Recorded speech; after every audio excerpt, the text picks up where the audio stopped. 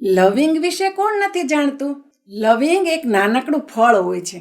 તે દાણા જેવડું હોય છે. તમે લવિંગને ઘણી વખત ખાધું પણ હશે. આજના આ વિડીયોમાં લવિંગ ખાવાથી શું શું ફાયદા મળે છે તેની વાતચીત કરીશું. લવિંગની અંદર યુઝેનોલ નામનું તત્વ હોય છે, જેના હિસાબે લવિંગની અંદર આ બધા ફાયદા જોવા મળે છે. લવિંગ આપણા શરીરના બેક્ટેરિયા અને ખરાબ કીટાણુને મારવાનું કામ કરે છે. તેના હિસાબે તમે ઘણી જગ્યાએ લવિંગનો ઉપયોગ થતો તમે જોતા હશો. મચ્છર મારવાની અને કીડા મકોડા મારવાની દવાઓમાં પણ લવિંગનો ઉપયોગ થતો જોવા મળે છે. દુખાવાને ઓછો કરવા માટે પણ લવિંગનું તેલ વાપરવામાં આવે છે. ડેન્ટિસ્ટ પણ કહેતા હોય છે લવિંગનું તેલ રૂમાં લઈ અને દાંતમાં દુખાવો થતો હોય તે જગ્યાએ તેને મૂકી દેતા હોય છે. અને આ બધા ફાયદા લવિંગની અંદરના તત્વોના હિસાબે થતા હોય છે. લવિંગ ડાયાબિટીસ અને હૃદય માટે પણ ખૂબ જ ફાયદાકારક છે. લવિંગ શરીરમાંથી શુગર લેવલને ઘટાડે છે અને હૃદય માટે શરીરનું લોહી પાતળું કરે છે. મચ્છર ભગાડવાની દવાઓમાં પણ લવિંગનો ઉપયોગ થતો જોવા મળે છે. બધા ટૂથપેસ્ટની અંદર લવિંગ નાખતા હોય છે. મોઢામાંથી ખરાબ વાસ ન આવે તેના માટે લવિંગનો ઉપયોગ થતો હોય છે. ગળામાં ખરાશ જેવું લાગતું હોય ત્યારે લવિંગને મોઢામાં રાખવામાં આવે છે. અને લવિંગ શરદી અને ઉધરસમાં ખૂબ જ ફાયદો કરે છે.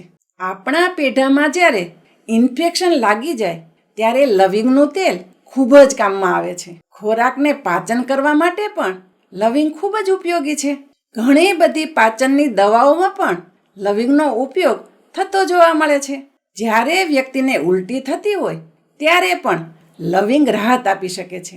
લવિંગના ઉપયોગ ઘણા બધા છે, પરંતુ મહત્વના 2 ઉપયોગ છે. જ્યારે તમને ઝાડા થઈ ગયા હોય ત્યારે તમે લવિંગ વાપરી શકો છો. અને ઘણા લોકોને ખૂબ જ વધુ હાથમાં પરસેવો વળતો હોય છે, ત્યારે લવિંગના સેવનથી તે પરસેવો પણ ઠીક થઈ શકે છે. તો આ બધા હતા લવિંગના ઘણા બધા ફાયદાઓ.